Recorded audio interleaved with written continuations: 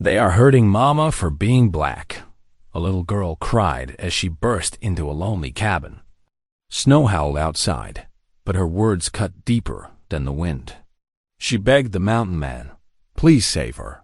In the dusty street below the church, a mother is dragged and shamed for the color of her skin. The sheriff turns away. The crowd jeers. But one man scarred by loss, hardened by the wilderness, steps out of the shadows. What begins as a fight to protect a widow becomes a battle against greed, hatred, and the powerful men who want her gone. Hidden in her hands is a deed that could change the town forever and destroy anyone who stands beside her. The girls. Plea sparks a war of justice and mercy on the edge of the Colorado frontier. Will faith and courage be enough to save a mother and heal a broken land, or will hatred burn them all to ash? Before we begin, send a quick wave in the comments. Tell me your city, your country, your vibe. It's amazing how stories like this echo across the world. The winter wind howled through the mountain peaks as John Avery's axe split another log. With practiced precision, the steady rhythm of wood splitting had been his only companion for longer than he cared to remember. His weathered hands gripped the worn handle, muscles moving with the familiar motion that had carved out his solitary life here in the Colorado Rockies. The pounding at his cabin door came like thunder, breaking his concentration. John lowered his axe, breath frosting in the cold air as he turned toward the sound. Few souls ventured this high into the mountains, especially in weather like this. The desperate knocking continued. Through the swirling snow, he spotted a small figure at his door. His boots crunched across the fresh powder as he approached, guard up from years of mountain weariness. When he opened the heavy wooden door, a blast of frigid air swept in with the child. She couldn't have been more than 8 years old, her dark braids dusted with snow and her eyes wide with terror. Her thin coat offered little protection against the brutal mountain cold. "They are hurting Mama for being black," she gasped out, between chattering teeth. "Please save her." John stood frozen, as still as the icicles hanging from his cabin's eaves. Human company was something he'd avoided since Sarah's death 3 winters past. The girl's pleading eyes bore into him, reminding him of memories he'd tried to bury deep. "Please," she repeated, grabbing his rough sleeve with trembling fingers. The miners dragged her into the street. "They said she stole something, but Mama never steals. Never." The conviction in her voice stirred something in John's chest. He'd seen the mining camp's brand of justice before. Swift, brutal, and often wrong. His jaw tightened as he looked down at the desperate child. Without a word, he reached for his heavy coat hanging by the door. The girl watched with anxious hope as he pulled it on, then grabbed his rifle from its place above the fireplace. The flames in the hearth cast dancing shadows across the cabin's log walls as John gathered what he might need. "Stay here where it's warm," he said gruffly, speaking his first words to her. The girl shook her head fiercely. "I'm coming with you. Mama needs me." John studied her determined face for a long moment. He recognized that look, the same stubborn courage he'd seen in his Sarah's eyes years ago. There'd be no talking her out of it. "What's your name, child?" he asked, reaching for his saddle blanket. "Grace," she answered, standing straighter despite her shivering. John wrapped the thick wool blanket around her small shoulders. "Hold tight to that, Grace. It's a cold ride ahead." Outside, his mule nickered softly as John quickly secured the saddle. The beast was sturdy and sure-footed, exactly what they needed on the treacherous mountain trails. He lifted Grace onto the mule's back before swinging up behind her Dot as they started down the snowy path. Grace pressed back against him, seeking warmth. Her prayers whispered into the wind, a steady stream of "Please, Lord, protect Mama." It tugged at John's long dormant heart that the journey down the mountainside was slow going. Snow had filled in parts of the trail, and John had to trust his mules. instincts to find solid footing. Grace never complained about the cold or the rough ride, though John could feel her trembling against him. After what seemed like hours, the glow of lamplight broke through the darkness ahead. The mining camp spread. Out below them, a collection of rough buildings and tents clustered around the mine entrance. Smoke rose from various chimneys, carrying the scent of wood fire into the night air. John felt Grace tense as they approached. His own muscles tightened in response, years of instinct warning him about the danger ahead. The sounds of angry voices carried up the slope, along with the orange flicker of torches. "Where did they take your mama?" he asked quietly. "The street by Mr. Wilson's store," Grace whispered, her small hand clutching his arm.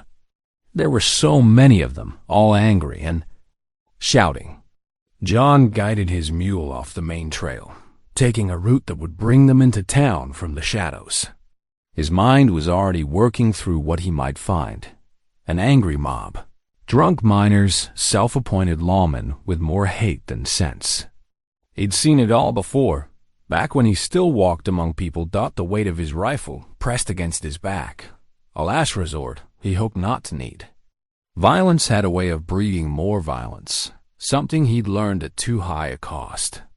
But, looking down at Grace's braided head, he knew he'd do whatever necessary to keep his promise to help Dot.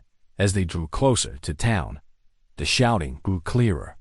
John's jaw clenched at the ugly words carried on the winter wind.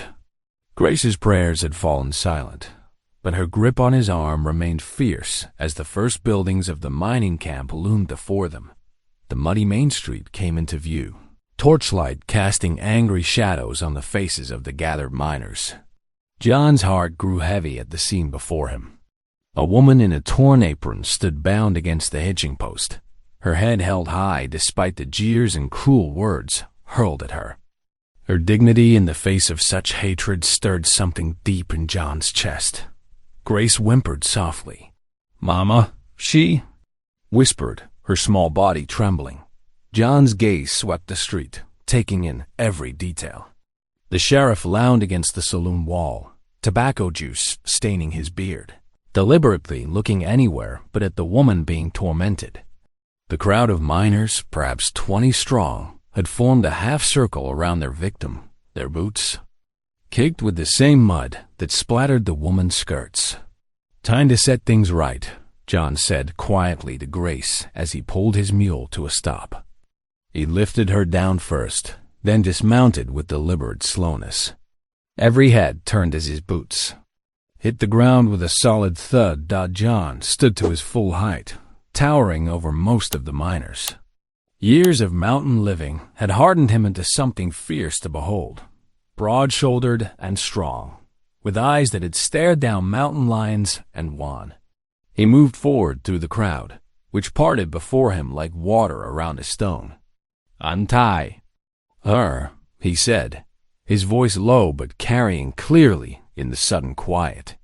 The nearest miner, a scrawny fellow with a patchy beard, sneered up at him. "This ain't your business, mountain man. This thieving." The man's words died in his throat as John's steady gaze fell upon him. Something in those weathered eyes spoke of capabilities best left untested. "I said," John repeated, each word measured and calm, "untie her." The silence stretched thick as molasses. Then the scrawny miner stepped back, muttering under his breath. John moved to the hitching post, his large hands gentle as he worked at the rough knots binding the woman's wrists. Her dark eyes met his, briefly, showing neither fear nor pleading, only a fierce determination that matched her daughter's. "Mama!" Grace started forward as the ropes fell away. Her mother gathered her close with trembling hands, pressing a kiss to her snow-dusted braids. "My brave girl," she whispered, voice hoarse but steady. "My precious, brave girl." The sheriff finally stirred from his post, spitting a stream of tobacco juice into the mud. "Now see here, Avery. We gotta keep the peace in this town." "Can't." "Have certain folk thinking they can peace?" John's quiet question cut through the sheriff's drawl like a knife. Looks more like trouble to me. The kind that brings worse trouble. His hand hadn't moved toward his rifle, but every man there seemed suddenly aware of its presence. The woman straightened her torn apron with dignity, one arm still around Grace. "I've done no wrong," she stated clearly. "I wash their clothes. Clean, mend their tears, charge fair prices. But they'd rather believe lies than admit a black woman could run an honest business." John nodded slowly, his bulk still positioned between the family and the crowd. "Reckon we'll step into the livery. For a spell," he said. "Let folks remember their manners." The mother and daughter moved carefully through the mud, heads high despite the hostile stares following them. John walked behind them, his broad back a shield against the miners' burning gazes. Some men looked away as they passed, shame finally creeping into their expressions. Others glared with barely contained resentment, but none dared speak. The livery's large doors stood open, lantern light spilling out along with the warm smell of hay and horses. Inside, the woman's shoulders finally sagged as she sank onto a hay bale, pulling Grace close against her side. John positioned himself near the entrance, watching the street through the doorway. "I'm Elizabeth," the woman said softly, "though most folks here just call me the laundress." A bitter smile touched her lips. "When they're being polite, that is John Avery," he replied simply. "Your girl showed courage, riding up to fetch help." Elizabeth's arms tightened around Grace. She shouldn't have had to. Her voice caught slightly. "We shouldn't have to live in fear just for trying to make an honest living." But that new miner, Jenkins, he lost his watch. Decided I must have taken it while collecting his laundry. She shook her head, as if I'd risk everything I've built here for a timepiece. John listened silently, noting how the torchlight outside had begun to disperse as the crowd slowly broke apart. The sheriff had disappeared back into the saloon, washing his hands of the whole affair.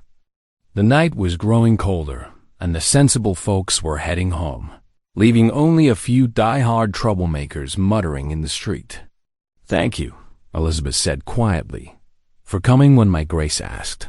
Not many would have." John shifted, his weight uncomfortable with gratitude. "Did what needed doing," he replied gruffly. "Nothing more." John guided Eliza and Sarah toward the blacksmith shop, its solid walls offering better shelter than the open livery. The iron-scented air hung heavy with leftover warmth from the day's forge work. Sarah's small boots scuffed against the packed dirt floor as she helped her mother settle onto a wooden bench. "Much obliged for the help," Eliza said, straightening her torn apron with careful movements. A bruise was darkening along her cheekbone where one of the miners had struck her, though I reckon we could have managed. John leaned against the workbench, his weathered face half hidden in shadow. "Those men meant harm." "They always do," Eliza replied, her voice steady despite the tremor in her hands. "But it ain't about missing watches or laundry money. Never was." She reached into her pocket and withdrew a worn leather wallet, handling it like something precious. "It's about this." Sarah pressed closer to her mother's side as Eliza carefully unfolded several official-looking papers. The letterhead caught the dim light. United States Department of War. "My David," Eliza said softly. "Corporal David Turner of the 10th Cavalry. Buffalo soldier." Pride rang clear in her voice. Before he passed, he filed a government land claim. 20 acres just north of town, including the spring that feeds Settlers Creek. John's eyes narrowed. He knew that spring sweet water never ran dry, even in the worst drought years. Perfect for a homestead or a mining operation. David earned that claim with his service, Eliza continued. Paid for it with his blood at San Juan Hill. The papers are all legal, witnessed and signed. Just waiting on final validation from the territory office. Her fingers smoothed the crease in the documents. 2 days ago, some miners came by for their wash. Must have seen these papers on my table while I was hanging sheets.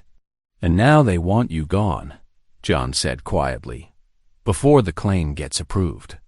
Eliza nodded, tucking the papers away. They figure a black widow woman won't fight for what's hers. Or if she does, her hand drifted to her bruised cheek. Mama's not scared of them, Sarah spoke up, her young voice fierce with loyalty. She says we gotta stand our ground, just like Papa taught her. John watched dawn's first gray light seeping through the cracks between the shop's wallboards. The pale beams caught the determined set of Eliza's jaw, the protective way she held Sarah close, the careful movements that betrayed her pain. He'd thought to stop a simple street brawl, but this was something else entirely. This was about land and law, about a soldier's widow fighting for her rightful inheritance against men who'd use violence to steal it. Your husband earned that land, John said finally. Ain't right for anyone to try taking it through force. No, Eliza agreed. It ain't right. But right don't always win out here, unless it's got strong backing. She met his eyes steadily. Hi. Thank you for your help tonight, Mr. Avery. But come morning, those miners will be back. They won't stop until they drive us out, or... She left a darker possibility unspoken, mindful of Sarah's presence. The shop grew lighter as sunrise painted the eastern sky. Soon the blacksmith would arrive to start his day's work. John straightened. From his lean against the workbench, his expression thoughtful. Town's not safe for you now, he said. Not with them riled up like this. We've got nowhere else to go, Eliza replied. And I won't run from what's rightfully ours. John nodded slowly, respect deepening for this woman's quiet courage. He'd spent years avoiding other people's troubles, healing his own wounds in mountain solitude. But watching Eliza Turner stand tall despite her fear, seeing young Sarah's trust that justice would prevail, something long dormant stirred in his chest. This wasn't just about a piece of land anymore. It was about a soldier's final gift to his family, about a widow's right to build a future, about whether the law would protect all its citizens or only those with the most muscle behind their claims. John had walked into town expecting to break up a fight. Instead, he'd stepped into a war, one that would test not just strength, but justice itself. The morning light grew stronger, bringing with it the sounds of the town awakening. Soon decisions would need to be made. But for now, in the quiet of the blacksmith's shop, 3 people sat in thoughtful silence as dawn crept across the floor. A mountain man rediscovering his conscience, a brave mother protecting her child's inheritance, and a little girl who still believed that right would triumph in the end. The morning sun climbed higher as John led Eliza and Sarah along the muddy path to their home at the edge of town. Weathered shacks dotted the hillside, but there stood apart, a humble dwelling patched with squares of canvas and rusted tin. The wooden walls leaned slightly, as if bearing the weight of too many harsh seasons. Sarah hurried ahead, her small boots leaving prints in the mud. It ain't much, she called back, but Mama keeps it nice inside. John ducked his head to follow them through the low doorway. The interior was dim but tidy, with a swept dirt floor and carefully mended curtains. Hanging at the single window, a pot-bellied stove radiated warmth, and the rich smell of cornbread filled the small space. Despite its rough exterior, the home held an unmistakable feeling of care and love. Please sit, Eliza gestured to one of 2 mismatched chairs at the small table. She moved with careful dignity, though John could see how the morning's violence had left her favoring her right side. Sarah, would you fetch the tin box? The little girl's face grew solemn as she crossed to a shelf made from wooden crates. She stood on tiptoe to reach a dented tin box, handling it with reverence. This holds Papa's special things, she explained. Carrying it to the table, Eliza opened the box with gentle hands. Inside, wrapped in a clean cloth, lay a well-worn Bible. and the land claim papers they'd discussed earlier. The Bible's leather cover was smooth from years of handling, its pages marked with pressed flowers and handwritten notes in the margins. "David read from this every evening," Eliza said softly, touching the cover. "Even out on patrol with his regiment, he kept it close. Said the words gave him strength." She carefully lifted out the papers beneath. "These are the originals of the land claim. I've been saving to travel when the circuit judge comes through next month. He's known to be a fair man, treats everyone equal under the law." John nodded, understanding the hope and fear wrapped up in those documents. A fair judge could mean everything or nothing if they couldn't keep the miners at bay until then. The afternoon light faded as Eliza moved about the small space, preparing a simple meal. The cornbread came out golden brown, and she added beans seasoned with a small piece of salt pork. The familiar tasks seemed to steady her, though John noticed how she winced when reaching for the tin plates they ate together at the small table, the warm food filling the empty spaces where words might have been. John couldn't remember the last time he'd shared a meal with others. The quiet sounds of spoons against plates, Sarah's occasional happy hum as she sopped up bean juice with cornbread, Eliza's soft "thank you" when he passed the water cup. It all stirred something long, dormant in his chest. Wind picked up outside, rattling the patched walls and whistling through small gaps in the boards. Sarah's eyes grew heavy as the evening deepened. She curled up in the corner where a thin mattress lay covered with carefully pieced quilts, her father's Bible clutched against her chest. Soon her breathing settled into the peaceful rhythm of sleep. Eliza watched her daughter with eyes full of love and worry. The bruise on her cheek had darkened to purple, stark against her skin in the lamplight. "She's so much like her father," she whispered. Same fearless heart, same way of believing the best in people. John studied the sleeping child, then looked at Eliza's proud, tired face. He thought of the miner's threats, of the sheriff's deliberate blindness, of all the ways the world could crush a widow and her daughter trying to claim what was rightfully theirs. The thought stirred something fierce and protective in him, something he'd thought died years ago with his own family. "No one will touch you again," he said, his voice low and steady in the lamp-lit quiet. "Not while I draw breath." Eliza met his gaze, measuring the weight of his words. "That's a heavy promise, Mr. Avery." "John," he corrected softly. "And yes, it is." He glanced at Sarah, peaceful in sleep with her father's Bible. "But it's one I aim to keep." The wind continued its assault on the little shack, but inside, something had shifted. 3 lonely souls had shared bread and beans, had spoken of justice and protection, had found in each other an echo of what family meant. As the lamp burned low, John's promise hung in the air between them, not just words, but a bond that would bind their futures together. For better or worse, dawn painted the hills gold as John surveyed the damaged roof beam on Eliza's shack. The winter storms had taken their toll, leaving a dangerous sag in the center. He'd brought tools from his cabin, and now the sharp ring of his hammer echoed across the quiet morning. "Hand me that length of pine," he called down to Eliza, who stood steadying the ladder. She passed up the beam, her movements careful but determined. Despite yesterday's ordeal, she'd insisted on helping with the repairs. "The last storm nearly brought it down," she explained, wiping sweat from her brow. "I've been saving scraps of wood, but nothing strong enough to replace it." From his perch on the roof, John could see Sarah by the creek, her dark braids swinging as she searched for perfect skipping stones. The sound of her delighted counting, 1, 2, 3 skips, drifted up on the morning breeze. The creak of wagon wheels drew their attention to the dirt road. A black buggy approached slowly, almost hesitantly, driven by a thin man in a preacher's collar. Reverend Samuel Clay pulled his horse to a stop, twisting his hat nervously in his hands before stepping down. "Mrs. Turner, he called softly. "Might I have a word?" Eliza straightened her apron, expression guarded.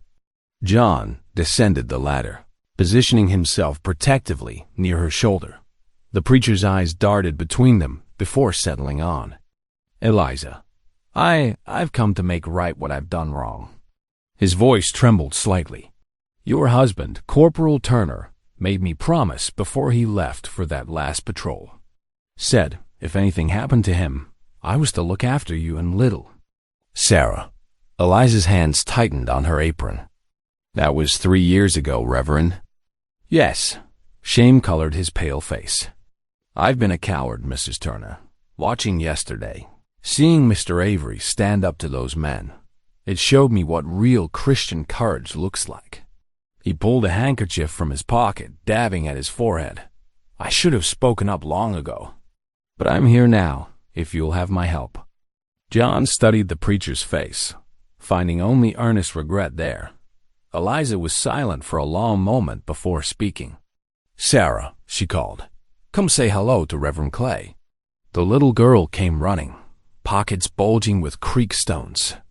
Her smile fell slightly at the sight of the preacher, but she gave a proper curtsy as her mother had taught her. "The deed papers," Reverend Clay said suddenly. "I was thinking perhaps we shouldn't wait for the circuit judge. The territorial office in Denver could validate them now. With my testimony about Corporal Turner's service, I knew him well, visited the Buffalo Soldier camp often." Hope flickered across Eliza's face. "The territorial office? But Denver's 3 days' ride. I could escort you," John offered quietly. "Know the trail well." They gathered around Eliza's small table, spreading out the precious papers. Sarah perched on a stool, listening intently as the adults discussed routes and supplies. The preacher's knowledge of legal matters proved surprisingly detailed, and his suggestion of gathering supporting documents from other Buffalo Soldier widows could strengthen their case as the sun began to set. Reverend Clay mounted his buddy with renewed purpose. "I'll speak to some folks I trust," he promised. "We'll need witnesses when we present the claim." After he left, John helped Eliza prepare a simple supper. Through the thin walls, they could hear townsfolk passing on the road, their whispers carrying clearly in the evening air. Saw that mountain man working on her roof all day. Preacher Clay, too, consorting with that woman. Ain't natural, them taking her side. But inside the warm shack, such whispers held no power. Sarah had convinced John to sit beside her on the floor, earnestly teaching him a hymn her father had loved to sing around the cavalry campfires. "Amazing Grace, how sweet the sound," she sang in her clear child's voice, nudging John when it was his turn.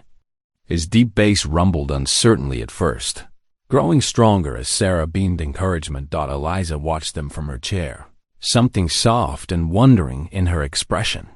The lamplight cast gentle shadows, and for a moment, the shabby shack felt like the richest home in Colorado territory, filled with friendship, purpose, and the sweet sound of shared song. "Papa always said music drives out fear," Sarah declared, reaching for John's large hand to squeeze it. "And when you sing with family, angels come to listen." John's throat tightened at her words, at the easy way she'd included him in family.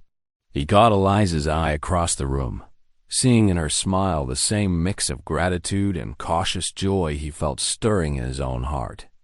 The hymn rose again, 3 voices now, Sarah's bright and clear, John's deep and steady, Eliza's warm and strong. Outside, the whispers of hatred might brew like storm clouds, but inside these walls, hope had found a home. 3 days after the roof repair, John's boots crunched through fresh snow beside Eliza as they made their way down the muddy main street. Sarah skipped ahead, her red wool scarf bright against the gray morning.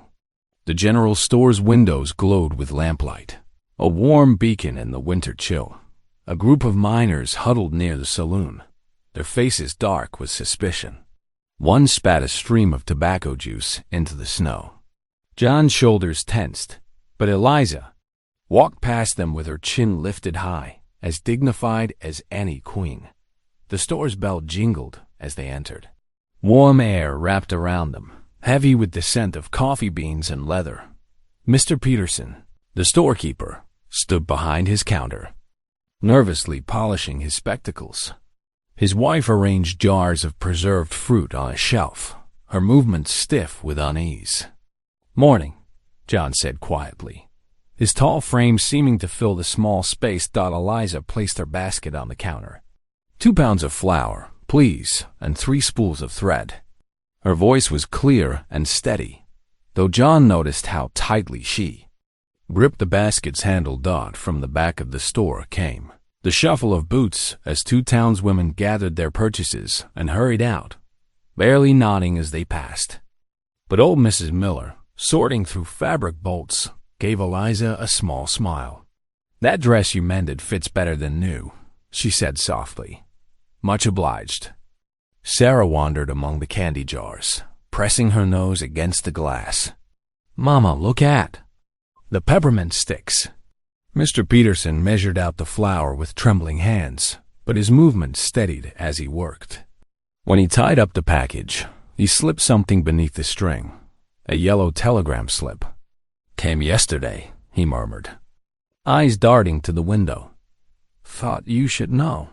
Eliza's fingers shook slightly as she unfolded the paper. Her eyes widened, and she passed it wordlessly to John. The message was brief. "Circuit Judge Warren arrives fortnight stop. Present land claims then stop." Hope bloomed across Eliza's face like sunrise. 2 weeks. In 2 weeks, they could present Corporal Turner's deed papers and make their case. John watched the play of emotions across her features. Relief, anxiety, determination. The walk back to John's cabin was quiet, their breaths making clouds in the cold air. He'd insisted they stay with him after finding signs someone had tried to force Eliza's door the previous night. His cabin sat high above the town, defensible, with clear views of anyone approaching. Fresh snow had fallen, turning the pine forest into a wonderland. Sarah ran ahead, scooping up handfuls to throw at the tree trunks. The late afternoon sun caught the ice crystals, making them sparkle like diamonds. "Mr. John?" Sarah called back suddenly, her voice small against the vast whiteness. "When Mama gets her papers from the judge, will you stay with us always?" The question hung in the crisp air. John's steps faltered, his heart squeezing in his chest. He could feel Eliza's gaze on him, though she said nothing. "Best get inside before dark," he said finally, gesturing toward the cabin's smoking chimney. But in his silence lay years of loneliness, of meals eaten alone, of empty evenings with only the wind for company. The thought of returning to that solitude after these days of Sarah's laughter and Eliza's quiet strength made something ache deep in his chest.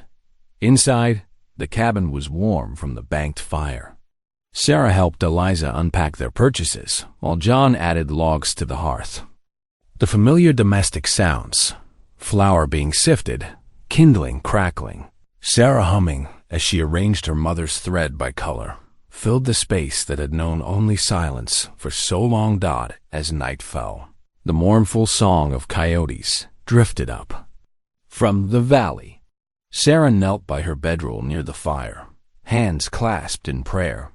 "Dear Lord," she whispered, "thank you for Mr. John's warm cabin and Mama's strong hands. Please help the judge see Papa's papers are true, and keep the men away. And maybe," she paused, peeking at John through her lashes, "maybe make Mr. John want to stay with us forever. Amen." John busied himself with the coffee pot, avoiding Eliza's eyes. But he could feel the weight of possibility in the room, heavy as snow on pine boughs. The coyotes called again, their voices twining with the whisper of Sarah's prayer and the pop of burning logs.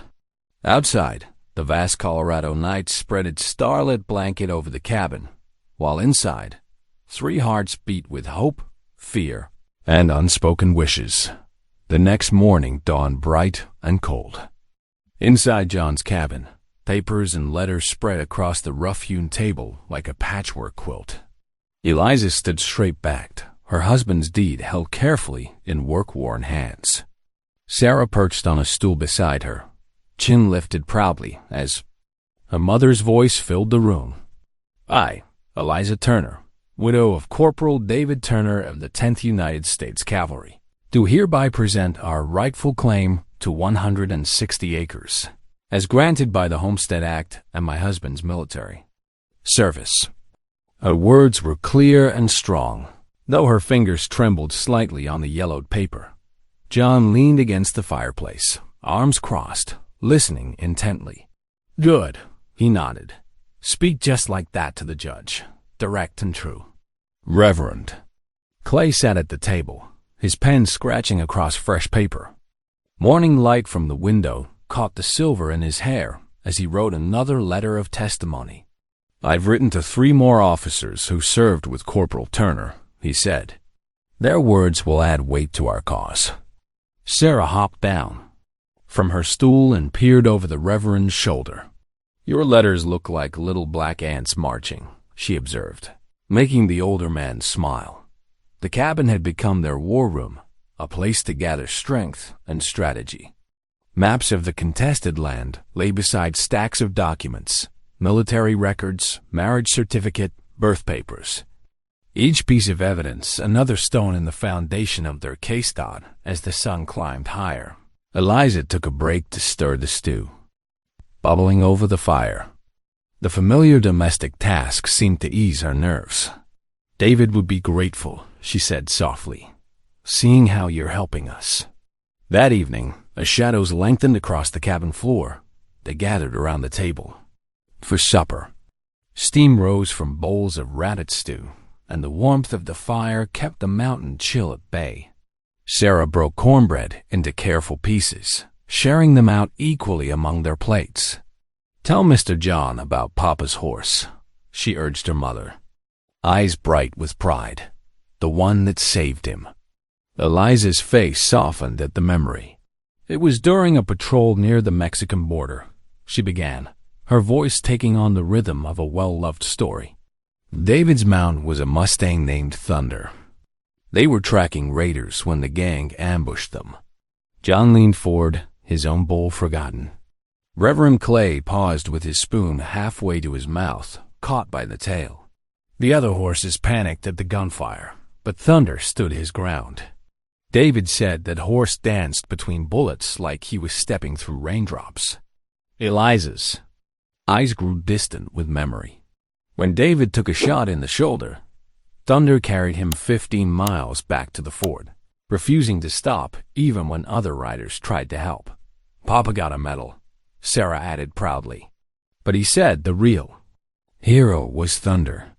Eliza continued, sharing stories of the Buffalo Soldiers' courage, facing down cattle rustlers, protecting settlers, enduring the scorching desert sun. But woven through each tale was a harder truth, how they'd faced hatred from the very people they'd sworn to protect, how they'd proven their worth 1,000 times over, yet still had to prove it again. David never complained, she said, her voice strong with quiet pride. He said doing right wasn't about being liked. It was about being true. John studied her across the lamplight, seeing beneath her gentle exterior to the steel that it carried her through loss and prejudice.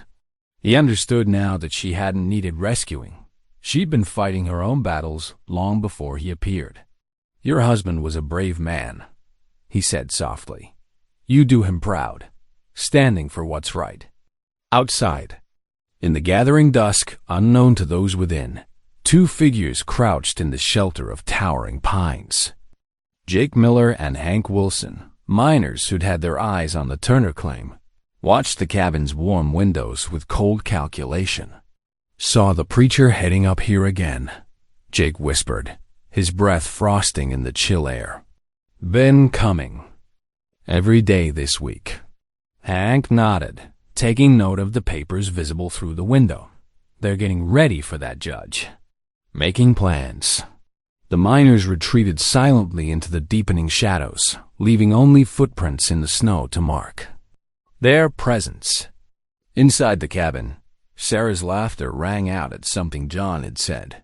While Reverend Clay gathered his letters carefully into his saddlebags, Eliza walked the Reverend to his horse, her shawl pulled tight against the evening cold. "Thank you," she said, touching his arm, "for finding your courage." The old preacher ducked his head. "Thank you for helping me remember it." He mounted carefully, reins creaking in the quiet. "I'll bring more letters tomorrow. We'll see justice done." As he rode away, Eliza stood watching until his lantern was swallowed by darkness. Above her, stars pierced the velvet sky like distant campfires. She whispered a prayer into the night air, not for herself, but for all those who had stood beside her, choosing right over easy. The cabin door creaked open behind her. "Come in where it's warm," John called softly. "Sarah's asking for her bedtime story." Eliza turned back toward the light and warmth, toward the unlikely family that had formed in these harsh mountains.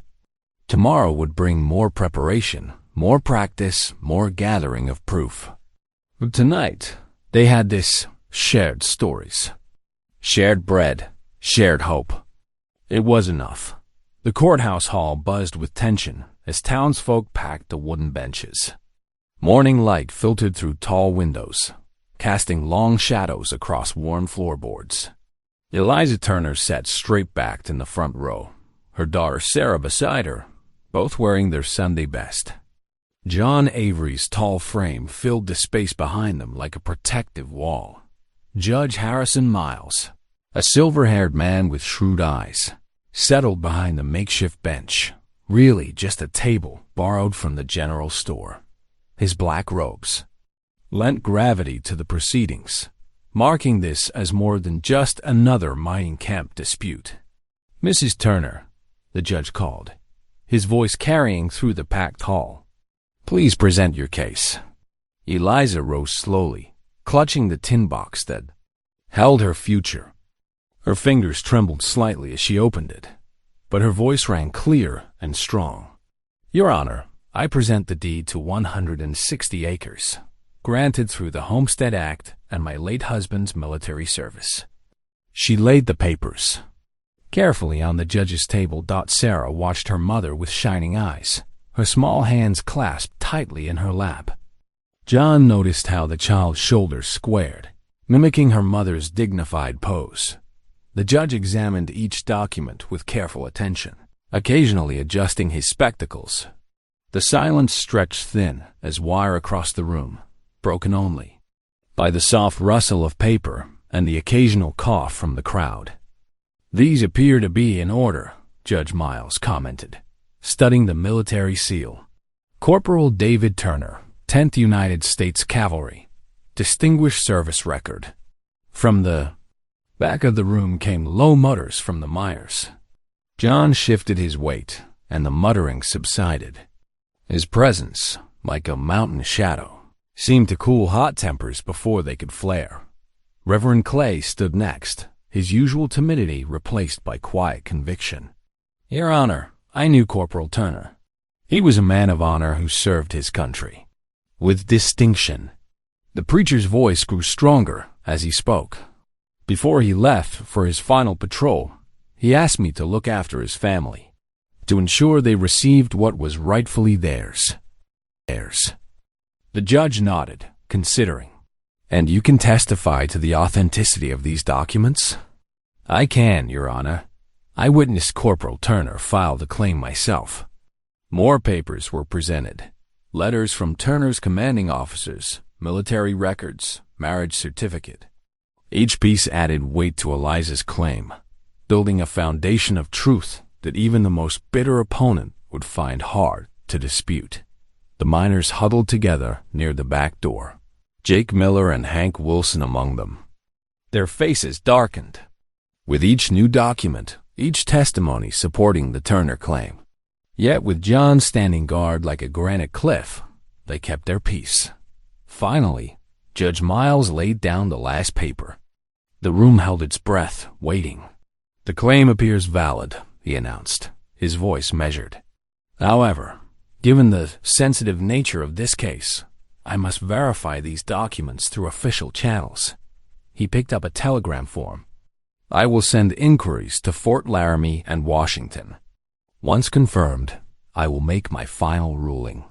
A wave of whispers swept through the hall. Some faces showed relief, others disappointment, many simply uncertainty. Eliza remained standing, her expression carefully composed, though her hands gripped her skirts tightly. "How long, Your Honor?" she asked quietly.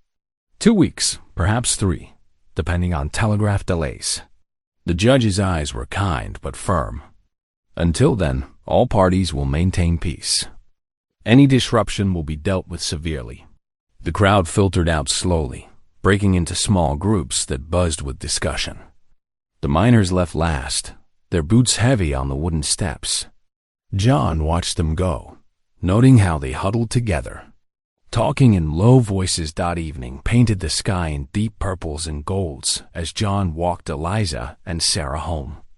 The day's tension finally began to unwind, like a clock spring slowly releasing. Inside their humble cabin, Sarah busied herself lighting the lamps while Eliza sank into a chair by the fire. "You did well today," John said softly, standing near the doorway. The words seemed to break something loose inside her. Tears spilled down Eliza's cheeks, not tears of sorrow, but of relief so profound it could only find expression in water. "They listened," she whispered. "After so long, they finally listened." John moved closer, placing a weathered hand on her shoulder. Instead of stiffening or pulling away as she might have before, Eliza leaned into his touch.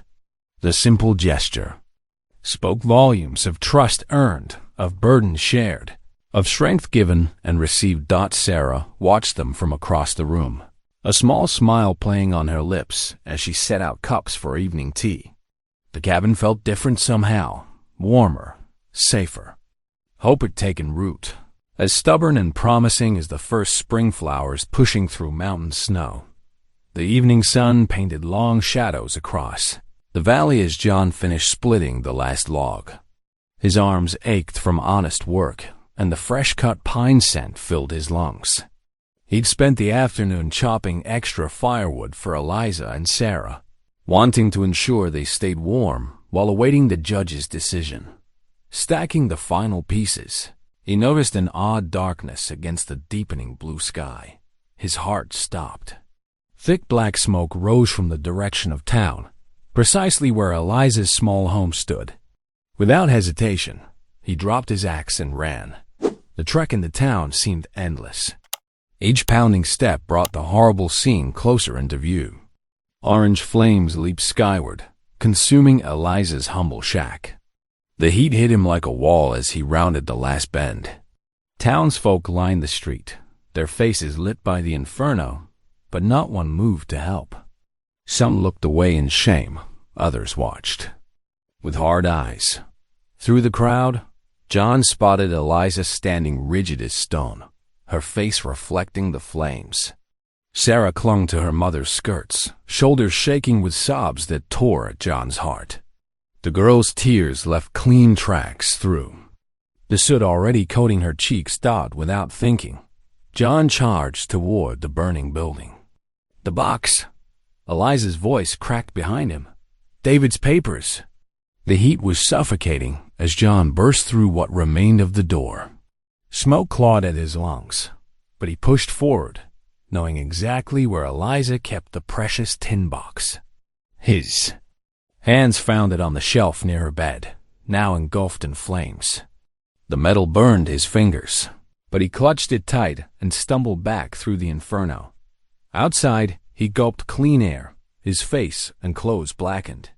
The tin box was scorched, but intact. When he pried it open, the Bible inside was singed around the edges, but whole, as if protected by something stronger than mere luck. A commotion at the edge of the crowd drew his attention. Reverend Clay staggered toward them, his face bloody and swollen. His clerical collar was torn, and he could barely keep his feet. Before anyone could reach him, the preacher collapsed in the dirt. "They caught me," he wheezed as John and Eliza knelt beside him. "Tried to warn you. Saw them heading this way with torches." Blood trickled from a cut above his eye, and his words came between pained gasps. "Couldn't let them. Hurt the child." Sarah brought a dipper of water from the horse trough, her small hands trembling as she helped the Reverend drink. The girl's earlier tears had dried, replaced by a look of determination beyond her years. John's jaw clenched as he surveyed the scene. The miners had done more than destroy a home. They'd attacked hope itself. This wasn't about land claims or legal papers anymore. The flames consuming Eliza's small house illuminated an ugly truth. Some men would rather burn down justice than see it served. Eliza stood watching her home burn, her face a mask of dignity even now. Everything she'd worked for, every piece of the life she built, crackled and turned to ash before her eyes. Yet she held herself straight, refusing to give their attackers the satisfaction of seeing her break. The Reverend tried to sit up, wincing. "The judge," he started, but John cut him off with a gentle hand on his shoulder. "Rest easy, Reverend. You've done more than enough." The flames began to die down, leaving only the skeleton of Eliza's home standing against the darkening sky. The crowd slowly dispersed, leaving them alone with the smoking ruins. No one offered shelter. No one spoke a word of comfort. The message was clear. They were on their own. Sarah hugged the scorched tin box to her chest, her father's Bible safely inside. "Mama?" Her voice quavered. "Where will we sleep?" Before Eliza could answer, John's deep voice cut through the crackling remains of the fire. "My cabin." It wasn't a suggestion or an offer. It was a statement of fact, as solid as the mountains themselves. "It's defensible, remote, and there's room enough." Eliza looked at him sharply, pride warring with necessity in her eyes. But one glance at her exhausted daughter and the beaten preacher decided her. She nodded once, a quick, sharp movement. Together, they helped Reverend Clay to his feet. The preacher swayed but managed to stand, leaning heavily on John's arm. The four of them turned away from the smoldering ruins, a strange family forged in fire and persecution.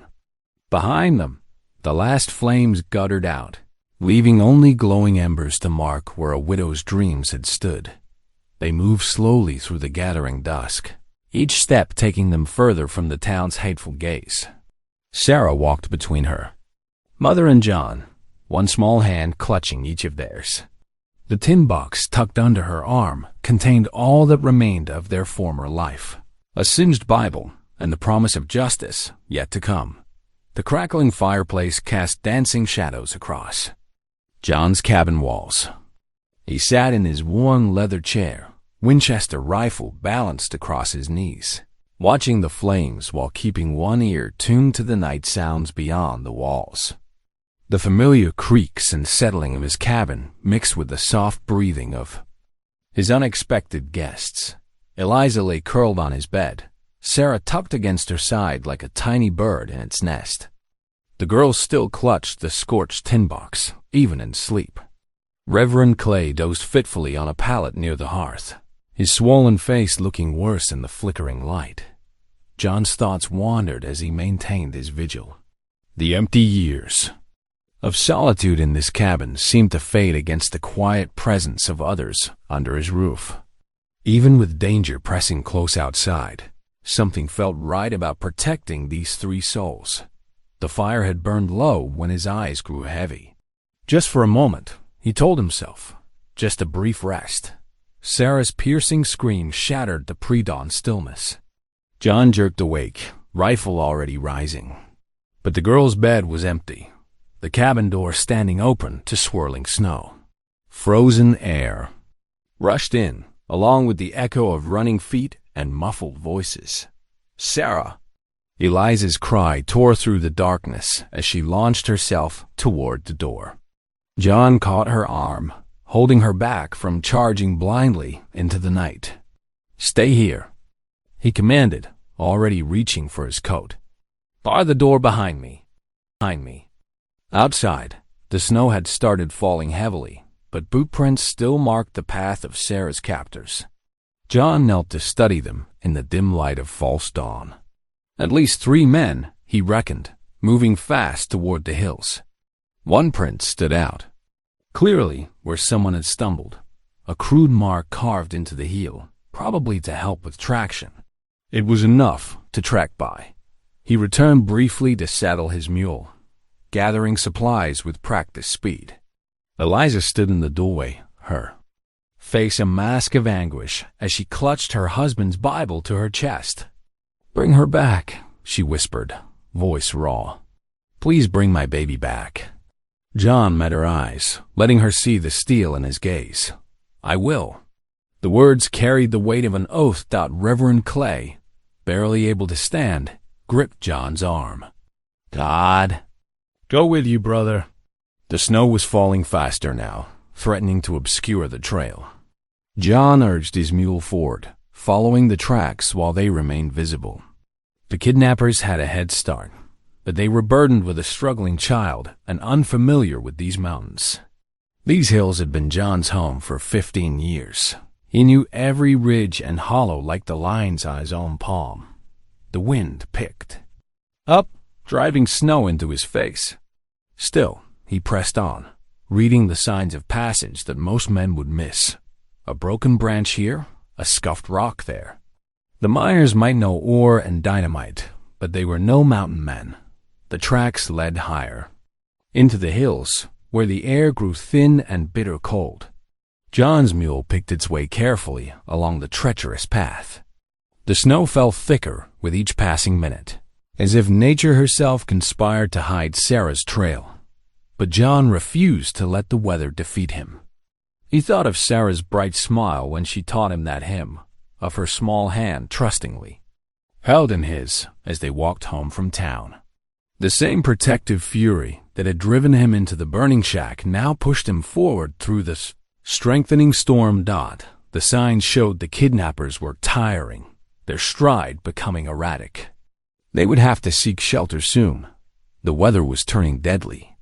John knew every cave and overhang in these hills.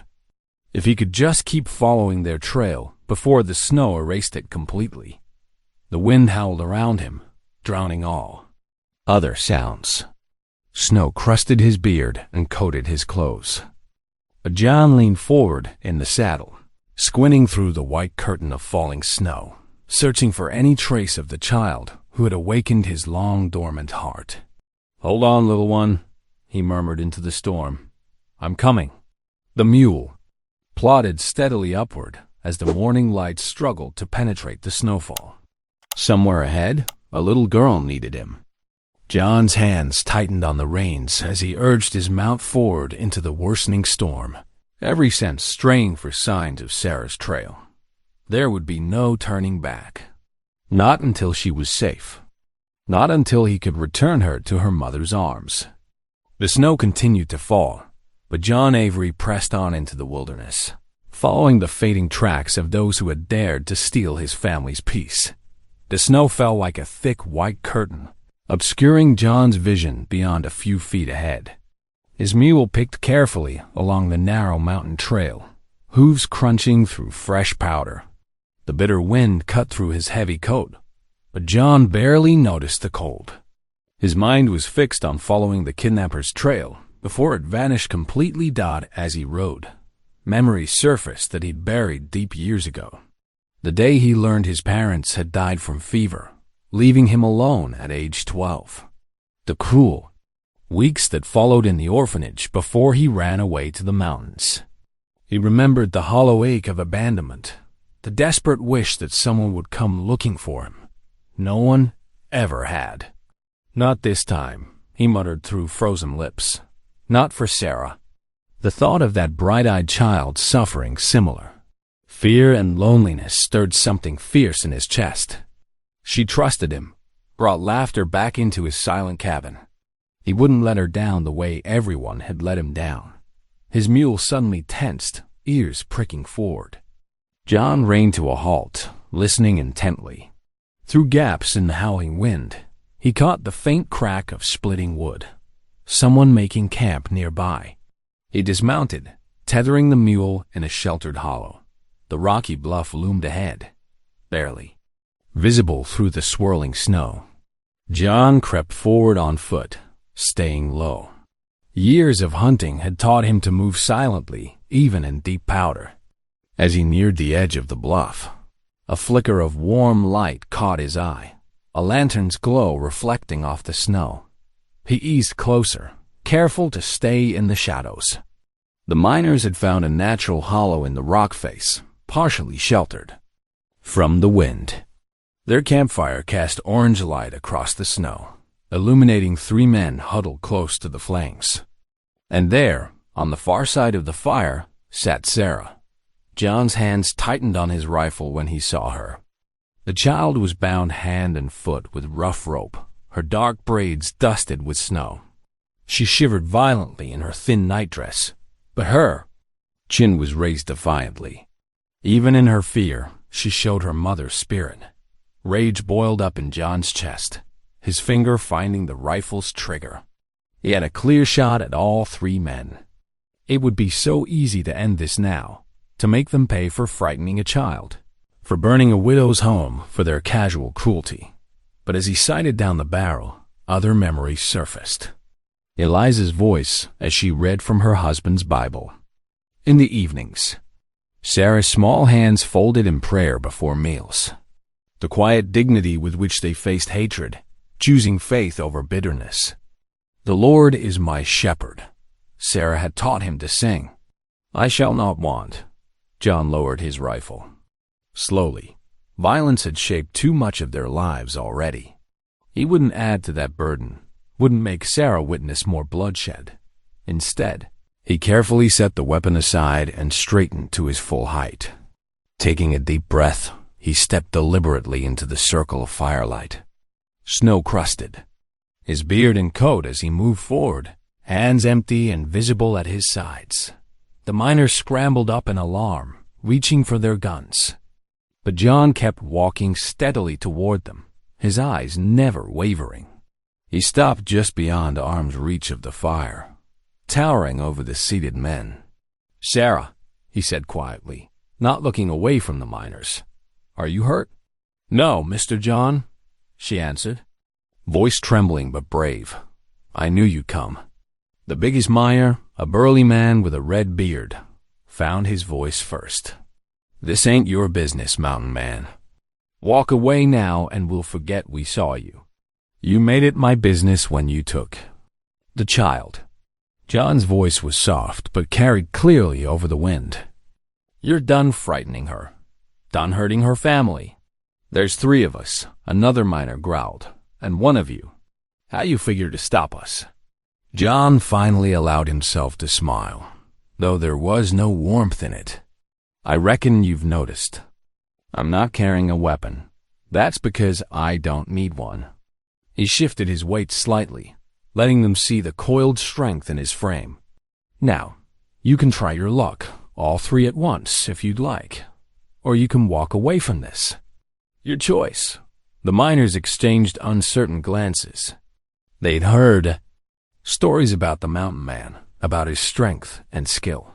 The fact that he tracked them through a blinding snowstorm spoke volumes. And there was something in his steady gaze that made their hands shake on their weapons. "The law's coming. Either way," John continued calmly. "Circuit judge has those land deed papers now. How much worse do you want this to get?" The red-bearded miner lowered his gun first, shoulders slumping. The others followed suit, the fight draining from them as the futility of their position became clear. The red-bearded miner spat in the snow. "Big man, ain't you? Coming up here alone. No gun. You think that makes you special? Reckon it makes me smart enough to know there's been enough violence," John replied evenly. His calm demeanor seemed to irritate the miners more than any threat could have. "She's got no right to that land," another miner shouted, his voice cracking with frustration. "My own girl back in Pennsylvania, she's about this one's age." Living in a cramped tenement while that woman tries to steal good mining land, John kept his stance relaxed but ready. Your daughter deserves better than a father who'd terrorize a child to get what he wants. What would she think seeing you? Now, the words struck home. The miner looked away, shame crossing his weathered face. Others shifted uneasily, remembering their own families, their own children who'd look at them with different eyes if they knew what their fathers had done tonight. A horse's whinny cut through the tense silence.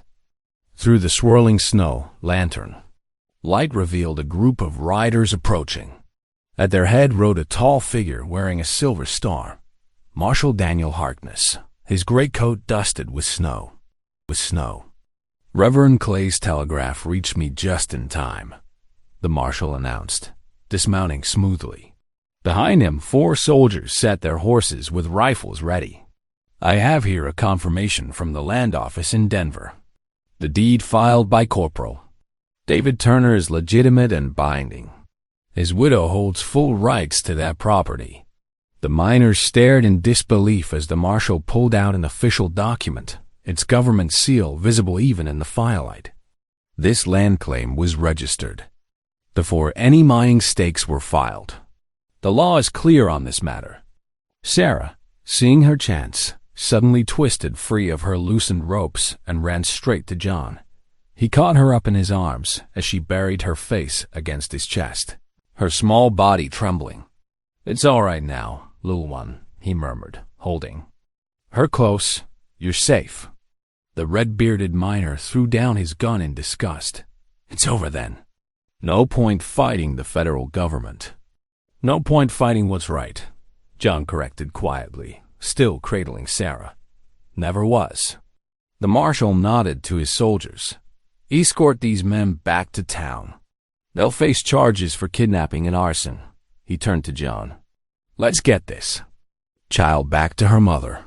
The journey back to John's cabin seemed shorter with Sarah safely bundled in his coat, her small hands gripping the leather tightly. As they approached, Eliza burst through the door, her cry piercing the night air. Sarah leaped from John's arms, running straight into her mother's embrace. "My baby, my precious girl," Eliza sobbed, sinking to her knees in the snow. She rocked Sarah back and forth, tears streaming down her face. "Thank you, Lord. Thank you for bringing her back." John stood back, watching the reunion with a tight throat. Marshal Harkness dismounted, leading his horse closer to the cabin's warmth. "Those responsible will face justice," the marshal declared. "Kidnapping and arson aren't taken lightly in these territories." He produced a list of names, carefully written in his leather-bound notebook. "We'll start with the ringleaders tomorrow." Inside the cabin, Reverend Clay sat propped against the wall, his face bruised, but his eyes bright with relief. "The Lord works in mysterious ways," he said softly. "Sometimes he uses a mountain man's courage to teach us all about faith." The next few days brought change to the mining town. Marshal Harkness led 4 miners away in irons, their heads bowed as neighbors watched from doorways and windows. The silence that followed wasn't the fearful kind anymore. It was thoughtful, tinged with shame. When Sunday came, the little church filled beyond capacity. Reverend Clay, still moving gingerly from his injuries, stood tall in his pulpit. His sermon rang through the wooden walls, speaking of courage in the face of evil and the righteousness of standing up for the defenseless. "We are all God's children," he proclaimed, his voice stronger than ever before. "When we permit injustice against one, we wound the heart of all." Many heads nodded, and some eyes turned toward Eliza and Sarah, seated quietly in the back pew. After the service, something remarkable happened. Mrs. Peterson, the baker's wife, approached Eliza with a basket of fresh bread. Behind her came Mr. Thompson, carrying wooden boards and a box of nails for rebuilding. One by one, townspeople stepped forward with small offerings, a pot of stew, a warm blanket, work gloves. "We've been poor neighbors," Mrs. Peterson admitted, her weathered face sincere. "That changes today." Eliza accepted each gift with grace, her dignity touching hearts that had been closed for too long. Sarah beamed beside her, holding her father's restored Bible close. The marshal watched from his horse, satisfaction clear in his expression. "Sometimes justice needs a gentle push," he remarked to John. "But once it starts rolling, folks tend to remember their better nature." Weeks melted into the mountain spring as hammers rang out across Eliza's land. The new cabin rose log by log, each timber placed with care and purpose. John's experienced hands guided the work, showing townsmen how to notch the corners just right. Reverend Clay's congregation turned out in force, women bringing baskets of cornbread and stew to feed the workers, while men hefted logs and drove nails. "Never seen a cabin go up so fast," remarked Tom Peterson, wiping sweat from his brow. "Reckon that's what happens when folks work together proper-like." The last shingle went on as sunset painted the Colorado peaks gold. Eliza stood in the doorway of her new home, her eyes glistening as she took in the solid walls, the neat windows, the stone chimney reaching skyward. This was more than shelter. It was proof that justice could bloom even in rocky soil. Inside, the cabin glowed with warmth. From the new cook stove, Eliza moved with quiet grace, setting out plates and cups on the sturdy table John had crafted from pine boards. The aroma of fresh bread and beef stew filled the air, making the space feel lived in and loved. Sarah carefully placed her father's Bible beside the bread loaf, its leather cover still bearing scorch marks from the fire. Her small fingers traced the Turner family name written inside. "This is our foundation," she declared solemnly, looking up at her mother. "Just like Papa said it should be." John ducked his tall frame through the doorway, bringing in an armload of firewood. The cabin felt different from his solitary mountain home warmer somehow, despite the snow starting to fall outside. He set the logs beside the hearth and took his place at the table, no longer a stranger, but family. Eliza reached for their hands, her voice steady and clear in prayer. "Lord, we thank you for this bread, this roof, and these hands that helped build it. Thank you for showing us that your love is stronger than hate, and that faith can move mountains or build cabins upon them." Sarah squeezed John's rough hand and looked up at him with eyes full of hero worship. "You saved her," she whispered. "You saved us both." John shook his head gently, his weathered face softening. "No, child. Faith saved us all." His voice grew husky with emotion. "Faith brought you to my door that night. Faith gave your mama the strength to stand tall. Faith showed this town how to be better than their fears." Outside, snow fell soft and steady, blanketing the world in white. But within the cabin's walls, something warmer than any fire blazed bright. Love, belonging, and the certainty that God's grace could forge family from strangers and hope from hardship. Thanks for spending a moment here with me. If this story touched you, let's keep this connection going. Hit subscribe, and I'll see you in the next one.